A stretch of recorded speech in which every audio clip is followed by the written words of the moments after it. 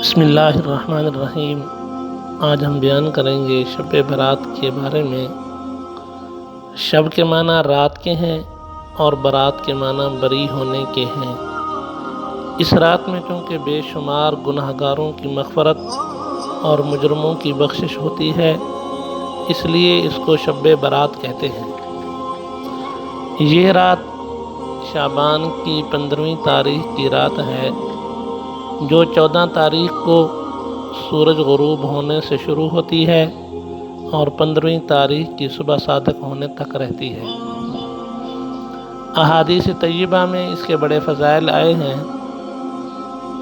حضرت معاذ بن جبل رضی اللہ تعالیٰ عنہ سے روایت ہے کہ حضور اقدس صلی اللہ تعالیٰ علیہ وآلہ وسلم نے فرمایا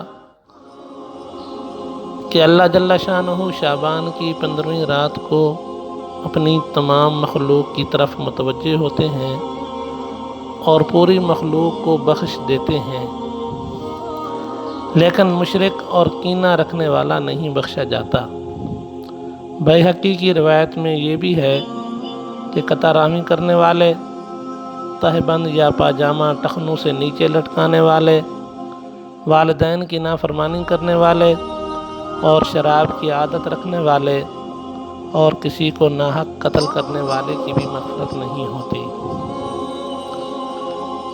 اس حدیث سے معلوم ہوا کہ شب برات میں حق تعالیٰ جل شانہ اپنی مخلوق کی طرف خاص نظر کرم فرماتے ہیں اور اپنی ساری مخلوق کی بخشش فرما دیتے ہیں، مگر 7 آدمی ایسے بد نصیب ہیں کہ اس بابرکت رات میں بھی ان پر حق تعالیٰ کی نظر عنایت نہیں ہوتی اور وہ مغفرت سے محروم رہتے ہیں، اور وہ یہ ہیں: اللہ تعالیٰ کے ساتھ شرک کرنے والا، کینہ رکھنے والا، قطع رحمی کرنے والا، تہبند یا پاجامہ وغیرہ ٹخنوں سے نیچے لٹکانے والا، والدین کی نافرمانی کرنے والا، شراب پینے کی عادت رکھنے والا، کسی کو ناحق قتل کرنے والا۔